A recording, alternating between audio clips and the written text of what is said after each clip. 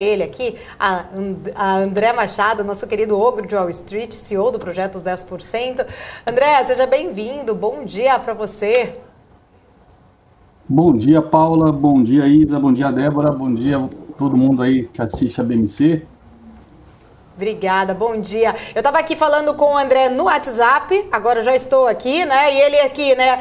Eu falei, André, eu até falei, será que ele vai falar no ar ou não, que eu disse para ele? Falei, sou mulher, faço várias coisas ao mesmo tempo. Aí ele falando aqui que a mulher dele... E ó, deixa eu te falar, falando em tua mulher ainda é bem boazinha perto do Rui das Neves. Ontem o Rui falou que no meio do jogo a mulher dele mandou ele lá fazer um monte de coisa. Aí eu falei, nossa, eu preciso conversar com a sua mulher. Eu descobri como que se faz um homem parar de assistir um jogo da Copa do Mundo para atender os pedidos dela. Essa daí merece meu respeito, viu? Não, ontem, durante o jogo, ela, né, sentou do meu lado do telefone fazendo reunião pelo iPad com Zoom, né? Eu vendo o jogo, ela fazendo reunião para gerir a empresa, o projeto Os 10%, não deixava assistir o jogo, ficava fazendo reunião com o time de atendimento, o time financeiro, olha que absurdo, né? Parabéns para ela. Como que ela chama? Graziella. Graziella, tem meu respeito aí, depois a gente conversa, quero saber aí como se faz isso, porque nem quando não tá no jogo é difícil, né? Eu conseguir fazer meu marido me atender na hora que eu quero. Só que ele fala pra mim, poxa, você já pediu isso faz 6 meses, vai ficar pedindo a cada 6 meses a mesma coisa. É assim que eu sou tratada, mas tudo bem, vamos lá. Vou chegar no nível da Graziella e da esposa do Rui das Neves. Agora vamos falar sério aqui, né? Assunto importante, o André, a gente estava até conversando agora um pouco sobre essa questão da PEC.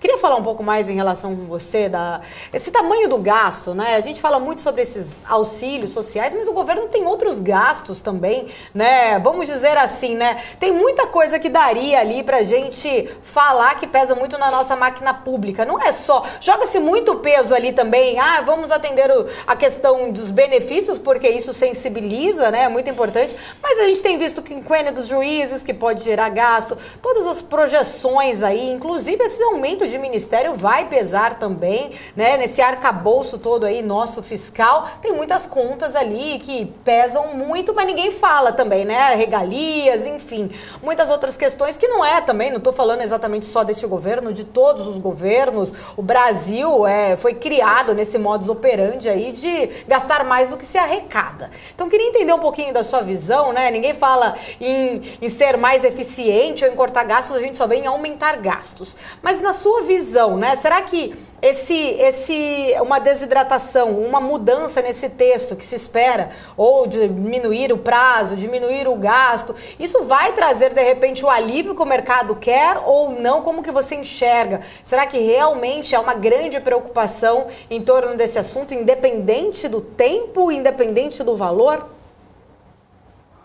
Bom, em primeiro lugar, você, o Cabral, né? Sempre que a gente dá opinião, quando a gente fala de contas públicas, ou até do governo, dependendo do que a gente fala, a gente ou é chamado de petista ou chamado de gado, né? É impressionante.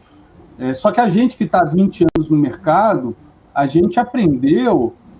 eu não sei se você está há 20 anos no mercado, sei que como jornalista você tem bastante tempo, não vou dizer quantos anos, mas eu sei que você é veterana no jornalismo, na época de Record, etc., né? Mas mercado financeiro, você deve acompanhar também há décadas, antes da BMC, décadas eu chutei o pau da barraca agora, foi mal, Paula. A Paula... E agora não tem nem como consertar, mas vamos lá. É experiência. Estou parecendo no outro dia no casamento de um primo da minha esposa, que eu cheguei para uma prima e virei para ela e perguntei, você está grávida? E ela não estava grávida, né? Fora clássico, né? É o fora mais clássico que muitos homens cometem. Aí você tenta consertar pior, né? É melhor ficar calado, né? É melhor ficar calado, não conserta. Para a gente que está há muitos anos no mercado, a gente está acostumado, né, a ver o governo sem lente cor-de-rosa, né, seja qual for o viés. A gente olha de uma maneira que parece até sei lá, às vezes a gente vê tanta polarização, a gente acha que a gente até é de outro planeta, né? Porque a gente é o único, nós somos os únicos que, do mercado financeiro, claro, muita gente do mercado financeiro, ou lulou, ou botou estátua do Paulo Guedes em casa, enfim. Mas a gente olha sempre com um olhar muito crítico, né? Principalmente quem é profissional, porque a gente sabe que decisões erradas por conta de ideologia, viés, significa prejuízo. E quando se trata de políticos, a gente sabe, né, a vida inteira que eles têm uma única regra, né, os políticos brasileiros. Se a farinha é pouca, é meu pirão primeiro. Acabou. Então, é o judiciário que, né, se colocou na posição de defensor da censura, literalmente, né, foi o que a ministra Carmen Lúcia fez. Ela confessou que era censura, mas que até as eleições podia ser feito, né? É o que o Xandão está fazendo, né? By the way, eu fui bloqueado definitivamente no Twitter. Não sei se o André, porque... Deixa eu só atualizar rapidinho que saiu o texto, tá? Já agora, então, definido o relatório da PEC, acaba de ser, então, definido o valor de 175 bilhões, fixou o valor em 175 bilhões e retira, então, o Bolsa Família do teto por 2 anos. O relatório tira até 6,5% das receitas extraordinárias do teto. O impacto da PEC em relatório fica em 198 bi com o Bolsa Família e a arrecadação extra. Fixado, então, agora apresentado o texto oficial. Ontem, né?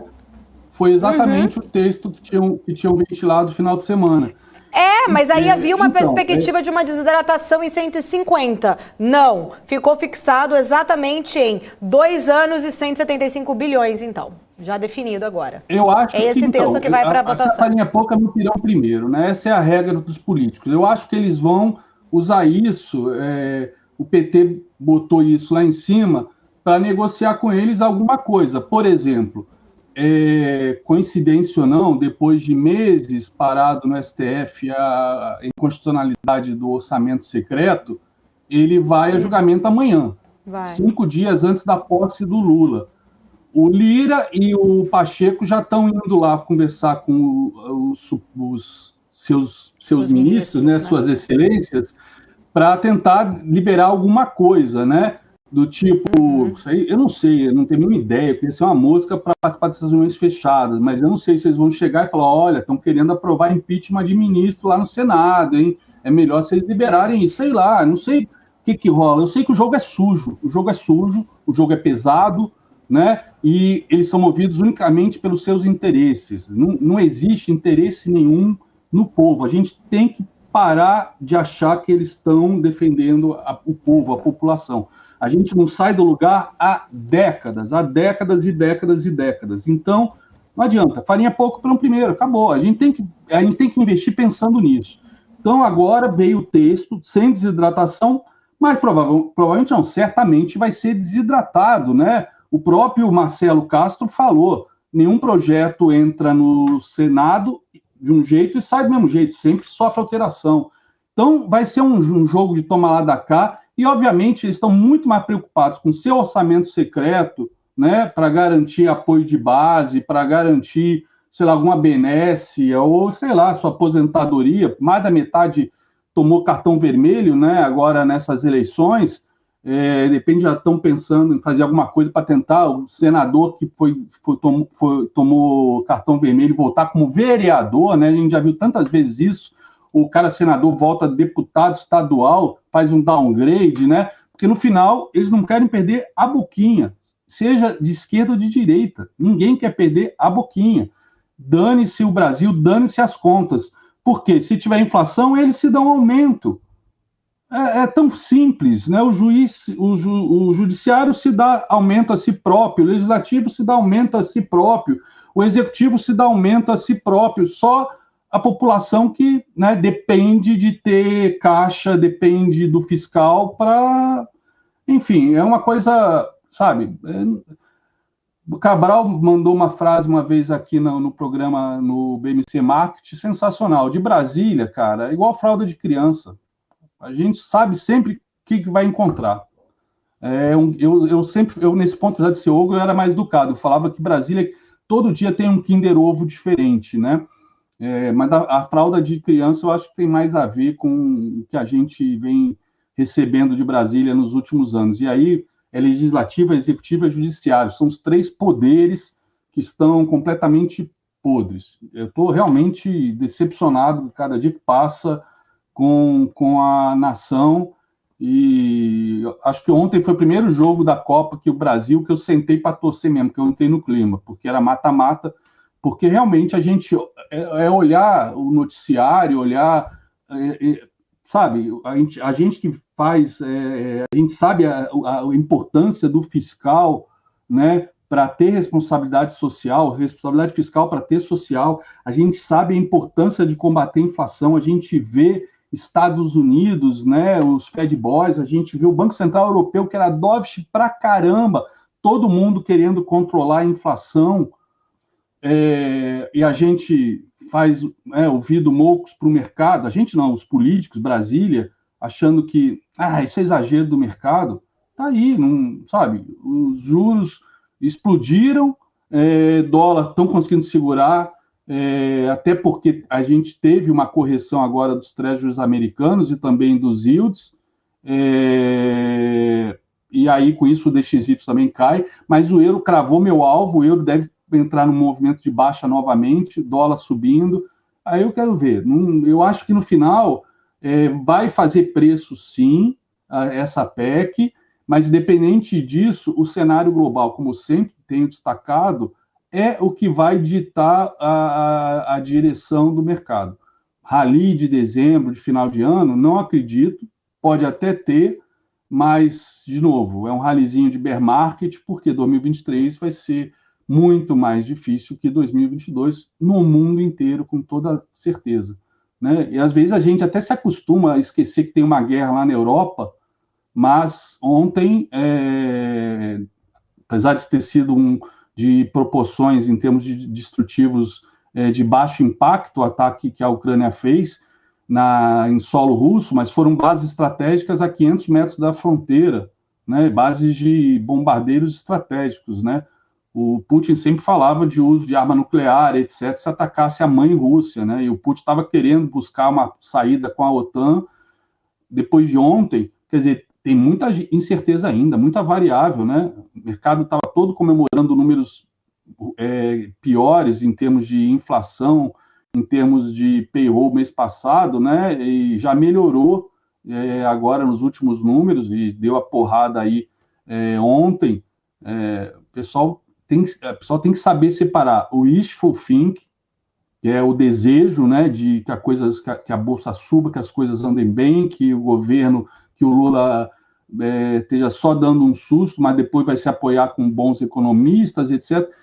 A gente tem que lembrar que o mercado global está entrando em recessão, se já não entrou, e a gente vai ser levado junto. A China encalacrada até os ossos, né, em termos imobiliários, em termos de Covid, por mais que esteja fazendo agora, aliviando nas medidas por conta dos protestos, bateu recorde, 40 mil pessoas contaminadas, cadeias de produção podem voltar a ter impacto, é muita incerteza. A gente tem que ser antifrágil, não temos que ser torcedor, a gente tem que operar com o que a gente tem nas mãos. Eu vejo o pessoal insistindo todos os dias, o PL da Bovespa está barato, o PL está barato. Ok, está barato, mas está barato historicamente. Né? Basta cair o lucro das empresas, é P dividido por L. Se o L cai, essa divisão vai dar um resultado maior, ou seja, o PL barato fica caro de novo. Vídeo que aconteceu com o Bradesco. Né? Parece que o Bradescão virou Bradescoin. Né? Teve queda igual de Bitcoin. Então, menos torcida, mais frieza, mais pragmatismo e vamos ser antifrágeis, né? Não adianta ficar torcendo. A Bolsa fica na Praça Antônio Prado e na 15 de novembro, não fica no Pacaembu nem no Maracanã, nem no terreiro da mãe menininha do Cantoá.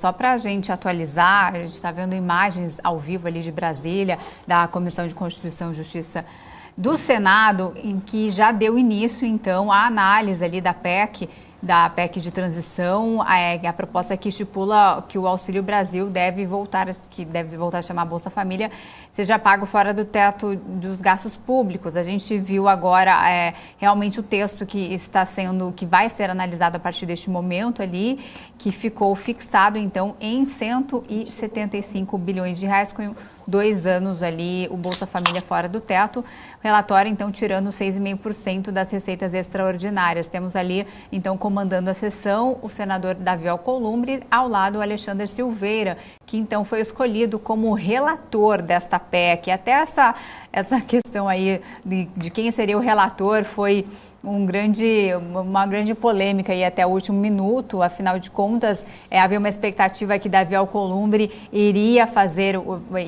relatar a PEC da transição, e por conta do senador bolsonarista ali, Lucas Barreto, ele desistiu, porque caso ele se autoindicasse ali como relator da proposta, ele não poderia conduzir a votação da matéria na comissão. Ele teria que passar a condução dos trabalhos para Barreto, que é vice-presidente do colegiado, e seria alguém, então, contra a PEC ali, da base do governo, não da base, mas que apoiou, então, uma senadora que é da base do Bolsonaro, e essa passagem de bastão poderia prejudicar a votação da PEC defendida aí tanto pelo governo de transição. A gente vê aí Eduardo Girão do Podemos, que é apoiador, inclusive, do presidente Jair Bolsonaro, ou opositor aí em relação a essas propostas da PEC.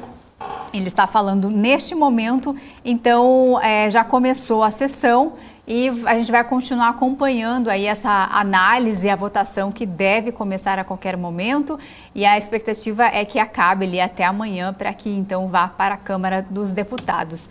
André, então, enquanto vai correndo aí essa análise lá no Senado, a gente vai interrompendo aí o que tiver de importante para atualizar. Mas eu queria que você falasse em relação... Você comentou, né, o rally, acredita ali que não vai ter um rally no final de ano, mas eu queria que você mostrasse, então, o gráfico do mercado ali, né, já que você não acredita num rally para esse ano, mas essa PEC acaba deixando os investidores mais tímidos, né, mais desanimados. Como é que você está vendo?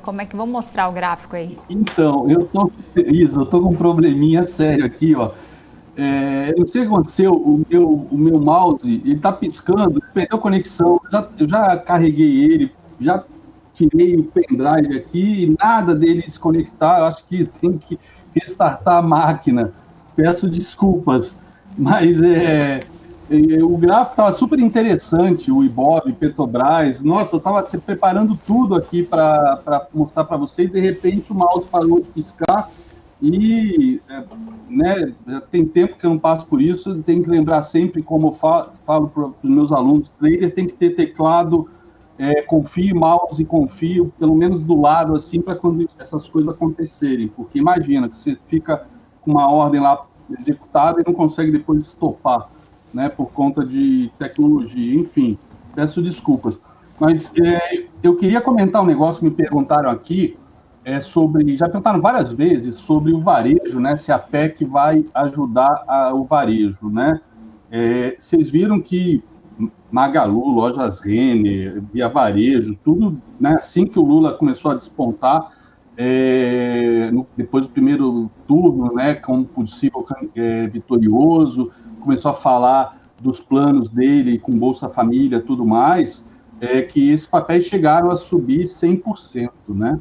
Às vezes, alguns até mais, né? Depois de cair 90%, 100%, depois cair 80%, né? Subir 100% não quer dizer nada. Para quem fez um tradezinho no fundo, como nós fizemos acho que foi com Magalu, foi sensacional, né? Mais de 100%. Agora, para quem comprou lá no topo, né? Achando que era a nova Amazon, tá aí, voltando aos fundos que estavam antes.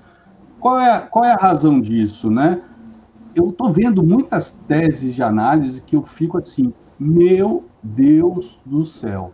Por exemplo, ontem, com a queda de ontem, espaço laser acumula 94% de queda. Quando estava caindo 30%, 40%, o pessoal falava, não, já caiu muito, né? A mulher continua se depilando. Não faz sentido. 94% de queda, né? Varejo. Agora o Lula Bolsa Família. Mais de 70 milhões de CPFs no Serasa. Todo mundo endividado. Recorde de inadimplência, vídeo Bradesco, que é principalmente classe C e D, né? Mas não é, apesar de ter clientes private, clientes personalité da vida, né? A gente sabe que dos privados ele tem perfil tipo Banco do Brasil, vide aí a inadimplência do Bradesco, a queda que o Bradesco teve. Ou seja, Bolsa Família, a galera vai gastar com comida e para pagar dívida, para limpar o CPF, né? A MRVE, todo mundo falando agora, Minha Casa Minha Vida, a MRVE vai explodir. Voltou para o fundo de novo, né? Então, existe, eu não sei, o wishful thinking, ou análises tabajaras que o pessoal faz, que não param de pé, né? Varejo é uma, né? Varejo é uma. Principalmente o varejo que a gente vê, que é esse varejo que fez IPO, né, que é um varejo popular, seja de linha branca, seja de roupa, é um varejo popular, 70 milhões de CPFs no Serasa. Só se a pessoa for lá para pagar à vista, né? Porque o carnezinho gostosinho da dona Luísa, não sei se eles vão conseguir tirar, né? Se tirar, vão assumir aqueles juros lá na casa do chapéu. Já era juros cortantes com a Selic lá embaixo, imagina agora, ainda com essa previsão de Selic subindo. É muita fantasia. Isso vale para vários setores da economia, que eu vejo o pessoal fantasiando. A primeira coisa, eu sei que vai aparecer fundamentalistas, sei lá, com MBA, mestrado, doutorado, para dizer o contrário, mas a minha experiência de 20 anos é 100% real, é no dia a dia, operando. É operando skin in the game. Então, não tem planilha Excel, não tem nada. É a experiência de fazer intermarket análise dos gráficos de preço, juros, commodities, moedas, né? E juntar Lé com Cré das notícias, das informações, comentários de presidentes de bancos centrais do mundo inteiro há décadas, são sei lá quantos circuit breaks na cabeça, graças a Deus, todos, sem exceção, eu estava vendido, nenhum me pegou, com exceção do Wesley Day, esse foi o que me estopou. Mas Wesley Day, quem não estopou, depois voltou tudo. Show de bola, deu sorte. Essa sorte fazer uma cagada não significa que você vai ter consistência, né? Porque cagadas às vezes dão certo, às vezes dão dinheiro. Então, desculpa o termo, mas é o que eu vejo a galera que fica nessa de buy the dip, tem gente fazendo buy the dip desde junho do ano passado, fazendo preço médio e já foi embora todo o patrimônio, né? Sabe Deus quando vai voltar. Então, tá na hora da gente deixar de fantasiar, deixar de inventar teses mirabolantes, né? E realmente ter um pragmatismo, uma visão holística do todo, olhar todas as incertezas e levar elas em consideração, sermos antifrágeis, né? Mas, isso que nunca vi pessimista rico. Pelo amor de Deus, tá vendo um agora. Eu não sou pessimista, eu sou pragmático. Essa alcunha de pessimista é porque realmente a memória de vocês é dos últimos tempos. Nos últimos tempos, no último ano e meio, não tem razão nenhuma para otimismo. Nesse último 1 ano e meio, zero, rosto, em termos de macroeconomia, global, local também, em termos institucionais, os ruídos políticos, em termos da situação do câmbio. Isso. Eu vou sempre opinar aqui como trader, como investidor, aonde minha prioridade número 1 é pensar em como aproveitar qualquer situação, boa ou ruim, para fazer dinheiro. Isso é o objetivo de um profissional. Seja gestor de fundo, trader de tesouraria, trader autônomo, seja o que for, né? Isso talvez choque um pouco a audiência, mas o objetivo se vocês estão no canal de mercado financeiro, vocês também ganharem dinheiro. É importante vocês ganharem dinheiro para vocês continuarem Ou então, se não for ganhar, proteger o capital, saber fazer diversificação com renda fixa, rotação de carteira, não ficar fazendo preço médio, comprar fundo, porque não, já caiu muito. Isso não existe, isso nunca existiu na Bolsa de nenhum lugar do mundo, nem na China, nem nos Estados Unidos, nem no Brasil, nem em Londres, né? Temos que parar de fantasiar. Desculpa o comentário mais duro hoje, já que estou sem gráfico, mas é para aproveitar o que a gente está vendo aí, tanto no Brasil quanto também nos Estados Unidos, com as Big Techs, né? Quem imaginava, né, as Big Techs derretendo como estão, Facebook caindo 3/4 do valor de mercado. É só olhar as 5 maiores blue chips dos últimos 40 anos, né? O quanto que elas variaram nesse período, né? São as Big Techs agora, mas há 10 anos atrás 20 anos atrás era petrolífera, era IBM, que hoje o pessoal de repente nem sabe que existe, né? Todo mundo usa laptop, PC, etc. Enfim, o mercado é extremamente dinâmico, e uma coisa que eu resgatei num livro velho meu, de análise técnica, onde o cara faz análises de vários setups, enfim, estratégias operacionais. Sabe, aqui se mostrou mais lucrativo ao longo de décadas ficar comprado quando o preço está trabalhando acima da média de 200, ficar vendido quando está trabalhando abaixo da média de 200. Pronto. Coisa mais tosca, mais óbvia do mundo, né? E a gente está vendo a média de 200 das bolsas americanas embicadaça para baixo, apontando para onde? Para o fundo, apontando para baixo. Não é hora de tentar acertar fundo. Não é hora.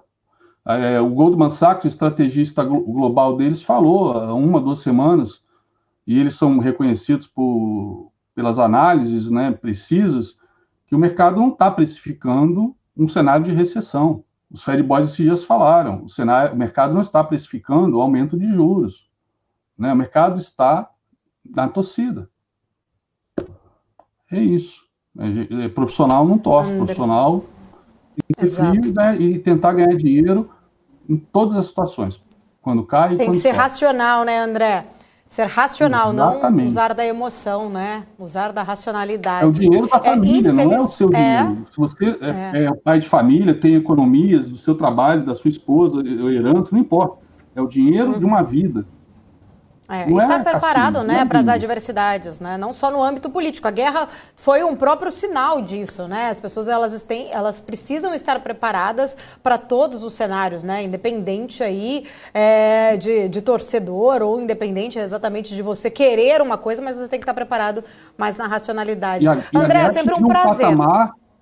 Um patamar de mais estresse agora, com um bombardeio dentro do território russo, 500 quilômetros para dentro. Isso aí, sabe Deus o que pode acontecer. Será que o pessoal está levando isso em consideração? Eu tô. Realmente, é um ponto aí muito importante. Parece que com o passar do tempo as pessoas pararam de olhar, né, para essas questões que são importantes, sim, muito bem lembrado, né, desse bombardeio aí no território russo, que a gente não sabe exatamente quais serão os próximos passos, né, o que Vladimir Putin vai fazer. É preciso também ficar atento a essas questões. André, obrigada, é sempre um prazer falar contigo aqui na BMC News. Igualmente, obrigado a você. Desculpa estar com o meu mouse sem conexão, eu vou providenciar com o rabicho. Tá mais do que perdoado. Obrigada, beijos, até semana que vem. Beijo, tchau, tchau.